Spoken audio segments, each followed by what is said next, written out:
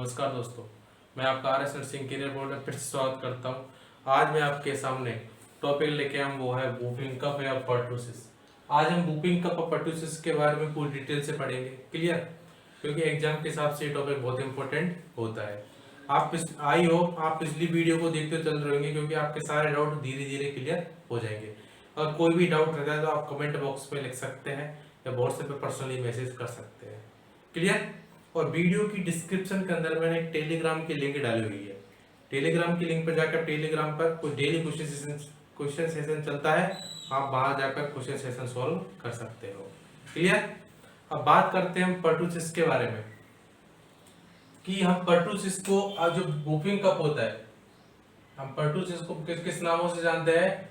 Pertussis को हम whooping cough किसके नाम जानते हैं? वूपिंग कफ, जो एग्जाम के हिसाब से बहुत इंपॉर्टेंट होता है। वूपिंग कफ के नाम से भी इसका दूसरा नाम पूछा जाता है, किसको हम वूपिंग कफ के नाम से भी जानते हैं। क्लियर? पर्टूसिस के नाम से भी जानते हैं। और 100 डे कफ, ये इंपॉर्टेंट चीज है। 100 डे कफ, ये इंपॉर्टेंट चीज है एग्जाम के हिसाब से। इसको हम 100 डे कफ के नाम से भी जानते हैं। तो पहला नाम क्या? पर्टूसिस हो गया, वूपिंग कफ हो गया, 100 डे कफ हो गया। क्लियर? अब बात करते हैं ये कौन सी डिजीज है। तो बात करते हैं कि कौन सी डिजीज है। रेस्पिरेटरी डिजीज होती है। कौन सी डिजीज होती है? एक रेस्पिरेटरी डिजीज होती है।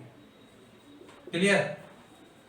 ये एग्जाम पूछ रहा है कि पर्टूसिस कौन सी बीमारी होती है, तो रेस्पिरेटरी डिजीज होती है और हाईली इन्फेक्शियस बैक्टीरियल डिजीज होती है।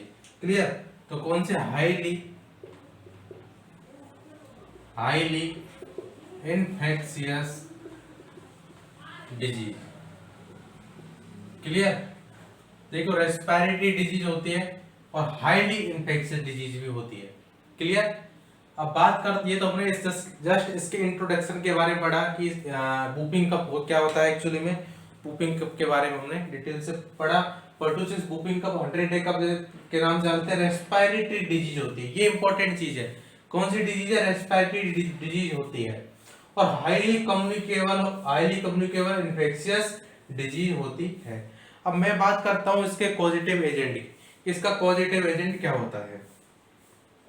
किसका? पर्टूसिस का कॉजेटिव एजेंट, जो बहुत एग्जाम्पल पूछा हुआ सवाल है कि कॉजेटिव एजेंट ऑफ पर्टूसिस, या तो इसको अदर नेम से पूछते हैं या इसका कॉजेटिव एजेंट जो एग्जाम के हिसाब से बहुत इंपॉर्टेंट होता है, उसको हम क्या बोलते हैं? बोरीडेटला पर्टूसिस। बोरीडेटला पर्टूसिस। क्लियर?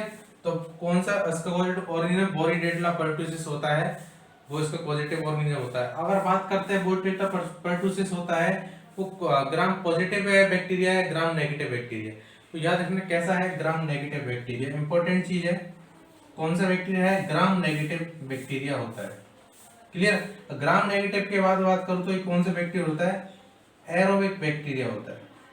दो चीज पढ़ते हैं, एक तो पढ़ती एनारोबिक पढ़ते हैं, एक पढ़ते हैं एरोबिक।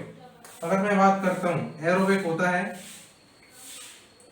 जो ऑक्सीजन की उपस्थिति में वो क्या जिंदा रहता है। और वहीं बात करता हूं तो कौन सा? एनारोबिक बैक्टीरिया की बात करता हूं मैं, तो वो कौन सा? CO2 की उपस्थिति में रहता है। मतलब क्या है? O2 की प्रेजेंट में नहीं रहता है। सिंपल सी चीज रखना। तो जो एनारोबिक होता है उसमें क्या होती है? Absent of oxygen. ऑक्सीजन क्या है? एब्सेंट होती है। लेकिन जो बोरीडेटला पर्टूसिस बैक्टीरिया वो कौन सा? ग्राम नेगेटिव बैक्टीरिया है और एरोबिक बैक्टीरिया होता है। क्लियर? अब मैं बात करता हूं किसकी, कि इसका कम्युनिकेबल पीरियड कितने दिन का होता है। क्लियर? और चीजों को आसानी से क्लियर करते हुए चलिए, जो भी डाउट लगे आपको कि सर इसमें ये डाउट है, आप कमेंट बॉक्स में लिख दीजिएगा। बहुत से स्टूडेंट देखा है मैंने, वीडियो को बाद में देखते हैं, कमेंट बॉक्स में लिखते हैं, मैं उनका रिप्लाई देने की कोशिश करता हूं। क्लियर? अब बात करते हैं इसका कम्युनिकेबल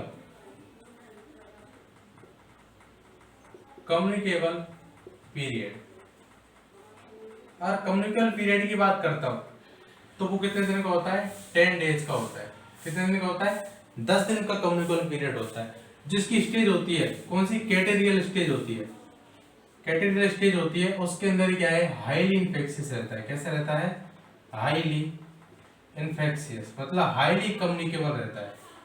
क्लियर? किसके अंदर? कैटरनल स्टेज के अंदर हाईली कम्युनिकेबल रहता है। क्लियर?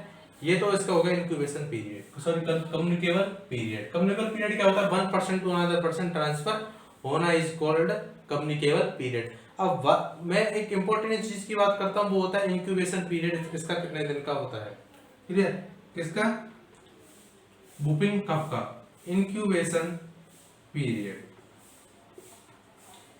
इंक्यूबेशन पीरियड की बात करूं मैं, इंक्यूबेशन पीरियड कितने दिन का होता है? 7 से 14 दिन, 7 to 14 डेज का क्या इसका इंक्यूबेशन पीरियड होता है। ये दिमाग में याद रखना, 7 to 14 डेज का क्या है? इंक्यूबेशन पीरियड होता है, या हम बोल सकते हैं 1 से 2 हफ्ते का होता है। क्लियर? अगर एवरेज की बात करूं तो कितना? 10 डेज। क्लियर? ये तीन चीज होती है इंक्यूबेशन पीरियड का। अगर कोई भी बैक्टीरिया बॉडी के अंदर एंटर करने का जो फर्स्ट सिम्टम शो करता है, उसको क्या बोलते हैं? इंक्यूबेशन पीरियड बोलते हैं। क्लियर? अब बात करते हैं इंक्यूबेशन पीरियड कितने दिन का होता है? 7 से 14 दिन का पीरियड होता है, वो होता है इंक्यूबेशन पीरियड। वही बात की मैंने 1 to 2 वीक या सेम बोल सकते हैं 1 से 2 हफ्ता। और एवरेज की बात करते हो 10 डेज का होता है इंक्यूबेशन पीरियड। अब बात करते हैं रूट ऑफ एंट्री क्या है इसकी। Route of entry, route of entry, route वाला किस रूट के थ्रू फैलता है? बात करते हैं रूट ऑफ एंट्री की, तो कौन सा रूट होता है? Respiratory route, respiratory route. Clear?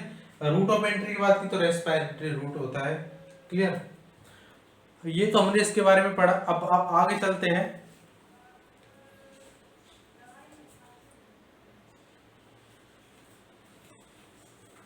हमने पढ़ा सबसे पहले कम्युनिकेबल पीरियड कितना होता है? 10 डेज का। कैटरनल स्टेज के अंदर क्या है? हाईली इंफेक्शियस होता है, मतलब ज्यादा कम्युनिकेबल, ज्यादा फैलने के चांस रहते हैं। उसके बाद पढ़ी हमने इंक्यूबेशन पीरियड। इंक्यूबेशन पीरियड पड़ा 7 से 14 दिन का। एवरेज की बात की तो 7 डेज का। रूट ऑफ कौन सा पढ़ा? रूट कौन सा पढ़ा हमने? रूट की बात की तो हमने कौन? रेस्पिरेटरी रूट इसके अंदर पढ़ा। अब बात करता हूं मैं इसकी मोड ऑफ ट्रांसमिशन की, कि मोड ऑफ ट्रांसमिशन क्या है, कि मोड ऑफ किसके थ्रू ये ट्रांसमिट होता है। Mode of transmission. Clear? Mode of transmission की बात करता हूं तो मैं होता है ड्रॉपलेट न्यूक्लियाई। किसके थ्रू फैलता है? ड्रॉपलेट न्यूक्लियाई के थ्रू फैलता है। क्लियर? ड्रॉपलेट न्यूक्लियाई के थ्रू फैलता है, या अपन किसी पेशेंट है उसके अपन डायरेक्ट कांटेक्ट में आ रहे हैं, डायरेक्ट कांटेक्ट, तो इनके थ्रू ये फैलता है। अब किसी पेशेंट के अंदर हम डायरेक्ट कांटेक्ट में आ रहे हैं या ड्रॉपलेट न्यूक्लियाई, इन दोनों के थ्रू इसका मोड ऑफ ट्रांसमिशन होता है। वही बात करते हैं किसकी, कि कौन सी उम्र में ज्यादा होता है, कौन से सीजन में ज्यादा होता है। अगर मैं सीजन की बात करूं तो सेम सीजन कौन सा? विंटर सीजन के अंदर ज्यादा होता है। But affect any season, but affect any season, but affect any season. Clear? उसके बाद बात करता हूं सीजन के बाद की बात करता हूं मैं कि एज, कि कौन सी एज को अफेक्ट ज्यादा करता है। तो मोस्टली अफेक्ट चिल्ड्रन। तो मोस्ट अफेक्ट किसको करता है? चिल्ड्रन को अफेक्ट करता है। और बात करते हैं कि डेंजर किसके अंदर होता है? Danger in infant, danger in infant. और इन्फेंट के अंदर होता है तो क्या है? डेंजर है। अब मोस्टली कब होता है? Up to 5 year, up to 5 year, 5 साल के बाद ये होता है। देखिए मोड ऑफ ट्रांसमिशन पढ़ा, इसके अंदर ड्रॉपलेट न्यूक्लियाई पढ़ा। ड्रॉपलेट न्यूक्लियाई के थ्रू फैलता है और पेशेंट के डायरेक्ट कांटेक्ट, अगर किसी पेशेंट से डायरेक्ट कांटेक्ट में आ रहे हैं, डायरेक्ट कांटेक्ट में आने से ये एक 1% से अनदर पर्सन के अंदर ट्रांसफर होता है।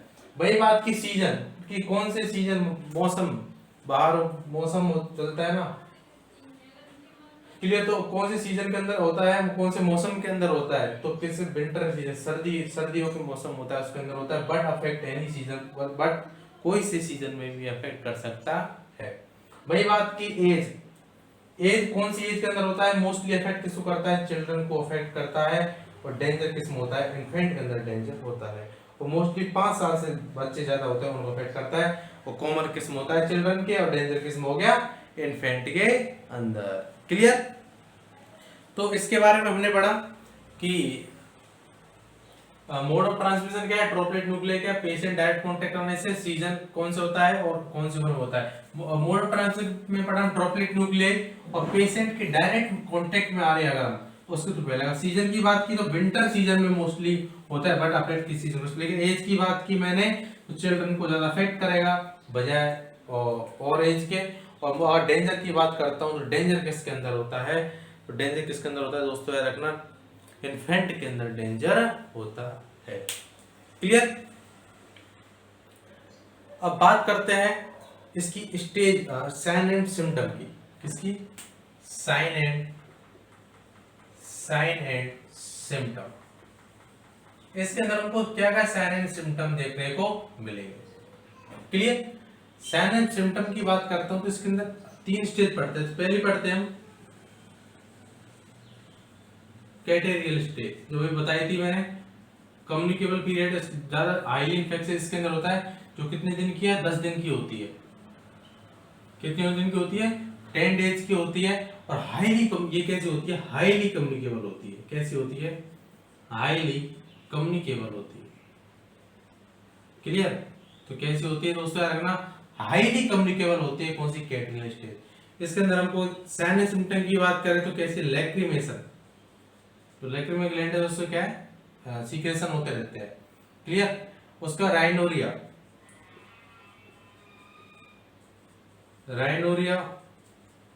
क्लियर। और उसका स्नीजिंग। लैक्रिमेशन, राइनोरिया, स्नीजिंग, इस तरह के सिम्टम देखने को मिलते हैं। कॉर्जिया, एनोरेक्सिया, मेलेज, कॉर्जिया, एनोरेक्सिया। मतलब एनोरेक्सिया क्या होता है? लॉस ऑफ एपेटाइट, भूख का कम हो जाना, एपेटाइट। और भूख कम हो रही है उस कंडीशन को बोलते हैं एनोरेक्सिया। क्लियर। और हैकिंग नाइट कफ आती है, ये चीज इंपॉर्टेंट है।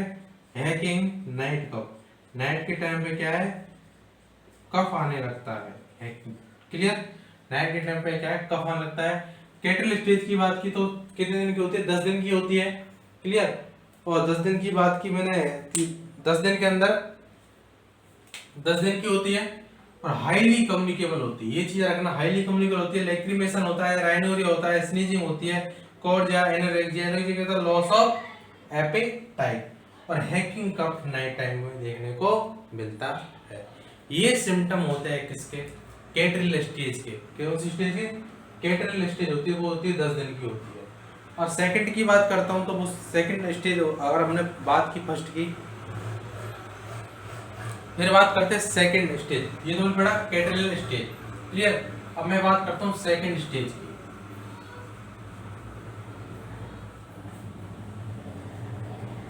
मैं आप कुछ ही दिनों की, मोस्टली मैक्सिमम 3 या 4 या 5 दिन, इससे ज्यादा नहीं टाइम नहीं लगने देंगे और आपको ऑनलाइन क्लास चलाएंगे। क्लियर। बात करते हैं सेकंड। पहली पढ़ेंगे कैटरियल स्टेज, फिर बात पढ़ते हैं पैरोक्सिमल स्टेज। कौन सी? Paroxysmal stage. कि पैरोक्सिमल स्टेज कितने कितने दिन की होती है? बोलती है 2 to 4 वीक। कितनी होती है? 2 to 4 वीक, 2 से 4 हफ्ते की वो स्टेज होती है, बोलती है कैटरियल स्टेज। इसके अंदर क्या मिलेगा हमको? वूफ लाइक साउंड देखने को मिलेगा। कैसे? Woof like sound. कैसे साउंड देखने को मिलता है? इंपॉर्टेंट चीज है। कैसे साउंड देखने को मिलता है? वूफ लाइक साउंड देखने को मिलता है ड्यूरिंग इंस्पायरेशन। हम सांस लेते हैं। क्लियर। और मैं इंस्पायरेशन की बात करता हूं, इंस्पायरेशन क्या होता है? इन करना। हम ऑक्सीजन को अंदर लेते हैं, एंटर O2, और ऑक्सीजन को हम क्या अंदर ले रहे हैं, इन कर रहे हैं, उसको बोलेंगे एक्सपायरेशन। एक चीज होती है एक्सपायरेशन। क्या होती है? एक्सपायरेशन। एक्सपायरेशन मतलब ई फॉर एग्जिट, एग्जिट करना। किसको? CO2 को। ये 2 चीजें रखना। इंस्पायरेशन होता है एंटर ऑफ O2, एक्सपायरेशन क्या होता है? CO2 को बाहर निकालना। क्लियर। तो इसके अंदर आपको कैसा साउंड देखने को मिल रहा है? वूफ लाइक साउंड देखने को मिलता है ड्यूरिंग इंस्पायरेशन। क्लियर। अब बात करते हैं इसके अंदर क्या देखने को मिलेगा? साइनोसिस। क्या देखने को मिलेगा? साइनोसिस देखने को मिलेगा, डिस्निया देखने को मिलेगा। साइनोसिस बात कर, साइनस मतलब ब्लूइश कलर हो जाएगा बॉडी का, क्लियर। तो वही बात करता हूँ डिस्निया, तो डिस्निया क्या होता है, difficulty in breathing, difficulty in breathing, सांस डी4 डिफिकल्टी, सांस लेने में दिक्कत हो रही है, इसको बोलेंगे क्या बोलेंगे, डिस्निया। साइनोसिस क्या होता है, ब्लूइश कलर होता है बॉडी का, क्यों, ऑक्सीजन नहीं होती इस कारण से। और बात करते हैं रेस्टलेसनेस, क्या, रेस्टलेसनेस, रेस्टलेसनेस क्यों होती है, क्योंकि अगर जो पेशेंट होता है उसको ऑक्सीजन की कमी रहती है, ऑक्सीजन कमी के कारण उसके पेशेंट को रेस्टलेसनेस होने लगती है। और क्लियर, रिस्क फॉर, इंपॉर्टेंट चीज, रिस्क फॉर फ्रैक्चर, फ्रैक्चर के क्या रिस्क रहते हैं, और हर्निया के रिस्क रहते हैं, किसके अंदर, पैरोक्सिमल स्टेज के अंदर, risk for fracture and hernia, clear. उसके बाद बात करता हूं मैं तो न्यूमोथोरैक्स, क्या, न्यूमोथोरैक्स, न्यूमोथोरैक्स क्यों होगा, क्योंकि जो प्लूरा होती है वो क्या हो जाती है, रप्चर हो जाती है, प्लूरा क्या है, रप्चर हो गई, रप्चर होने के बाद पेशेंट क्या होता है, न्यूमोथोरैक्स हो जाता है, क्लियर। ये सिम्टम हमको देखने को मिलता है पैरोक्सिमल स्टेज के अंदर, ये सिम्टम देखने को मिलते हैं। पैरोक्सिमल स्टेज के अंदर मैंने बात की, पैरोक्सिमल स्टेज के अंदर बात की हमने, तो 2 to 4 वीक होता है इसका टाइम, क्लियर। उसका बूफ लाइक साउंड देखने को मिलता है कब, ड्यूरिंग एक्सपायरेशन, सांस लेते टाइम बूफ लाइक साउंड देखने को मिलेगा। साइनोसिस और डिस्निया देखने को मिलता है, रेस्टलेसनेस देखने को मिलती है, और रिस्क किसकी रहती है, फ्रैक्चर की रिस्क रहती है, और यूरिनरी इनकॉन्टिनेंस भी हमको देखने को मिलता है। और बात करते हैं थर्ड स्टेज, बोलते हैं कन्वल्सेंट स्टेज। थर्ड स्टेज की बात करता हूं मैं, कन्वल्सेंट स्टेज। थर्ड की बात करूं तो कौन सी स्टेज होती है, वो होती है कन्वल्सेंट स्टेज होती है, क्लियर। कन्वल्सेंट स्टेज होती है, बात करता हूं तो कितने टाइम की होती है, 1 से 2 वीक की, 1 से 2 हफ्ते की होती है, वो होती है कन्वल्सेंट स्टेज होती है, क्लियर चीज। 1 से 2 हफ्ते की कन्वल्सेंट स्टेज हो गई। उसके बाद बात करते हैं इसमें क्या सिम्टम है, वो सबसाइड होने लगते हैं,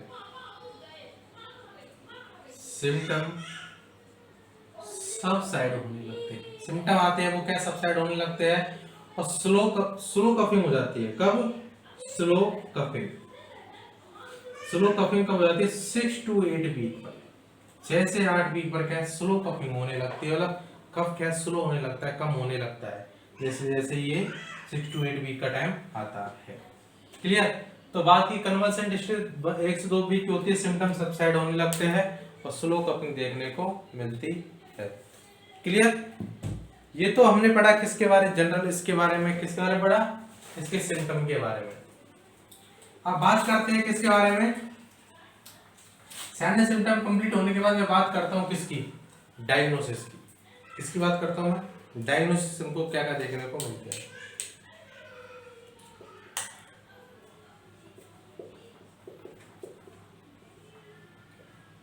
डायग्नोसिस क्या करता है, सबसे पहले डायग्नोसिस आता है वो आता है हिस्ट्री कलेक्शन, क्या आता है, हिस्ट्री कलेक्शन। तो डायग्नोसिस में क्या करते हैं, पहले हिस्ट्री कलेक्ट करते हैं, उसकी हिस्ट्री देखते हैं, क्लियर।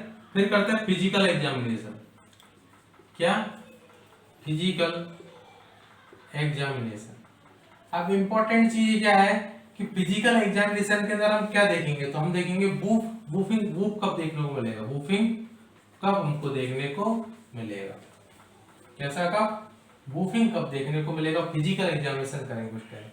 और बात करते हैं कि इसका कंफर्मेटिव डायग्नोसिस क्या होता है, कंफर्मेटिव, ये इंपॉर्टेंट चीज है, कंफर्मेटिव डायग्नोसिस। चीज छोटी छोटी चीज होती है ना, वो एग्जाम में सिलेक्शन करवाती है, दिमाग में याद रखना। तो यहाँ पर क्या पूछा, नॉर्मल क्वेश्चन तो एक history collection, physical exam, just हमने पढ़ा कि फिजिकल एग्जाम में हमने क्या देखा, बुक टाइप साउंड देखने को मिला। वही बात की मैंने कंफर्मेटिव डायग्नोसिस क्या करता है, इसमें क्या कंफर्मेटिव डायग्नोसिस की नेसोफेरेंजियल स्वैब कल्चर करते हैं, क्या करते हैं, नेसोफेरेंजियल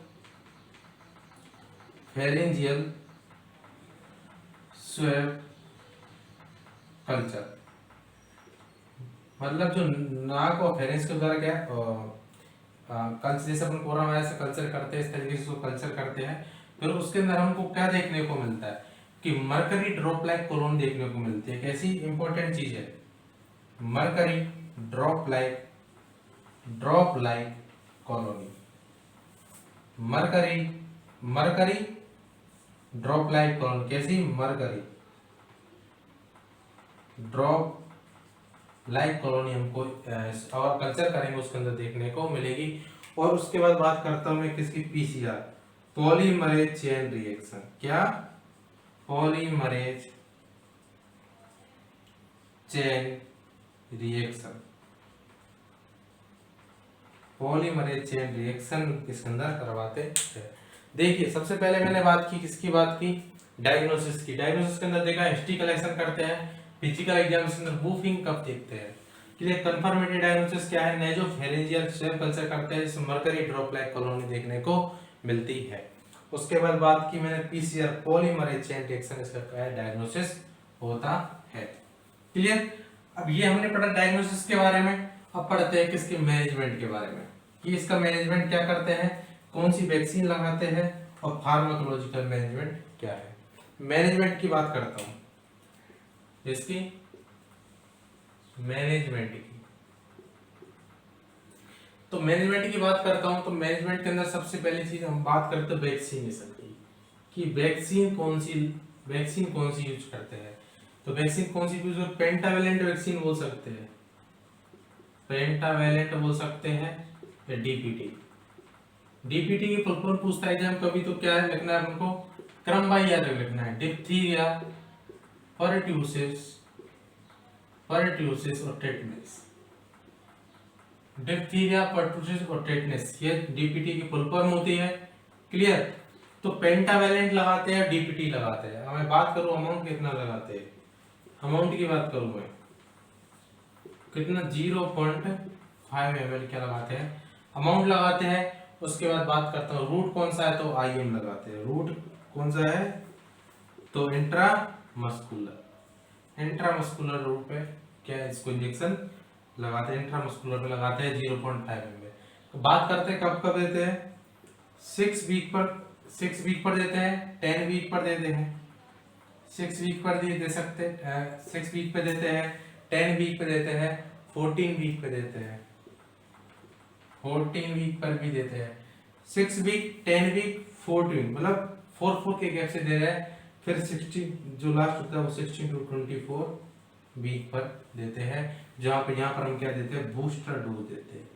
ये इंपॉर्टेंट चीज है कि बूस्टर डोज कब देते हैं, 16 to 24 वीक पे, 16 से 24 वीक पर क्या हम बूस्टर डोज देते हैं। नॉर्मल 6 वीक पे दे सकते हैं, 10 वीक पे दे सकते हैं, 14 वीक पे दे सकते हैं। क्लियर, लेकिन आफ्टर 5 ईयर, ये चीज इंपॉर्टेंट चीज क्या है, आफ्टर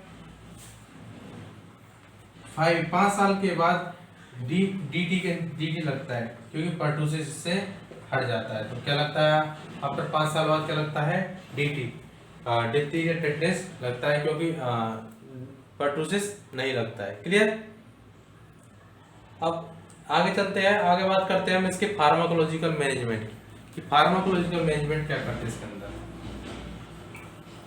फार्माकोलॉजिकल मैनेजमेंट पढ़ने के बाद हम इसके कॉम्प्लिकेशन पढ़ेंगे। फार्माकोलॉजिकल मैनेजमेंट की बात करता हूं मैं,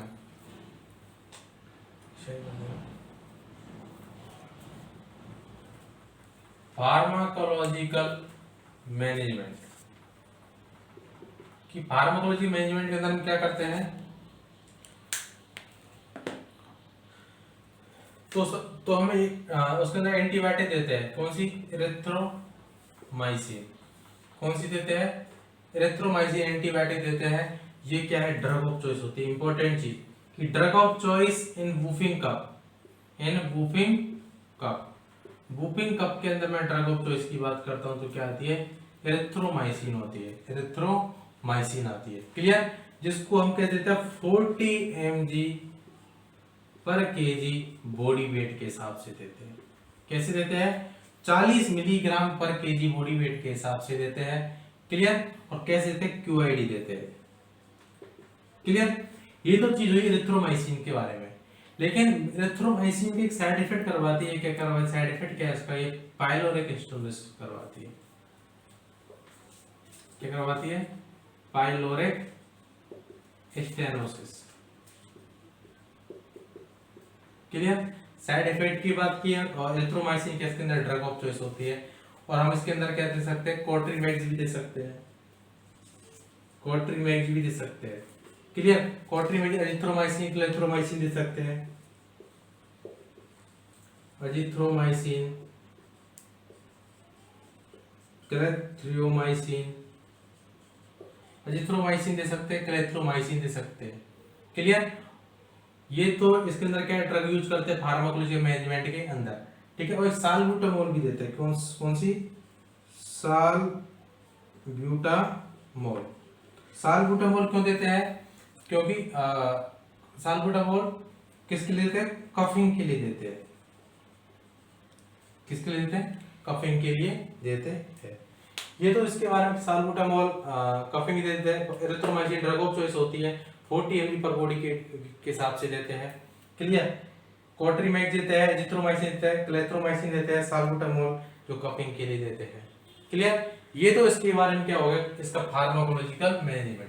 फार्माकोलॉजिकल मैनेजमेंट के बाद मैं बात करता हूँ इसके कॉम्प्लिकेशन, कि इसके अंदर कॉम्प्लिकेशन क्या क्या देखने को मिलेंगे। मैं कॉम्प्लिकेशन की बात करूं,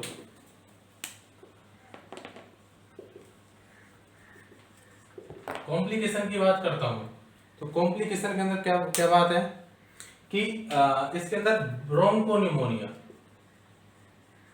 ब्रोंकोनिमोनिया, ठीक है, मोस्ट कॉमन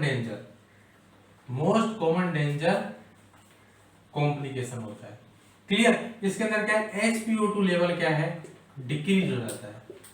क्या होता है, SpO2 लेवल क्या डिक्रीज होता है। जैसे मैंने बताया था, इन्फ्लुएंजा की किसका साइड इफेक्ट है, most danger also complication of influenza. Influenza का आपने वीडियो देखी होगी, इन्फ्लुएंजा के बारे में पढ़ाया था मैंने। इसके लगाया कॉम्प्लिकेशन क्या है, ब्रोंकोनिमोनिया करवाता है। क्लियर। तो ब्रोंकोनिमोनिया मोस्ट डेंजर होता है, और इसके अंदर SpO2 लेवल कम हो जाता है। क्लियर। तो एपनिया हो सकता है, मतलब A4 क्या है, absence of breathing, absence of respiration. Clear. Absence of respiration, तो एपनिया हमको देखने को मिल सकता है। सेरिब्रल हेमरेज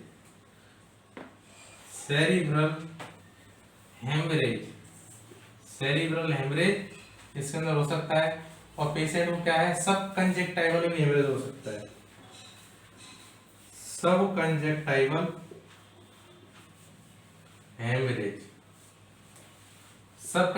हेमरेज हो सकता है।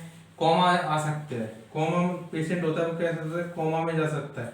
क्लियर। और उस पेशेंट को कैसे कन्वर्जन आ सकते हैं। कन्वर्जन मतलब involuntary movement of voluntary muscle, जो अपन सीजर बोलते हैं नॉर्मली भाषा में।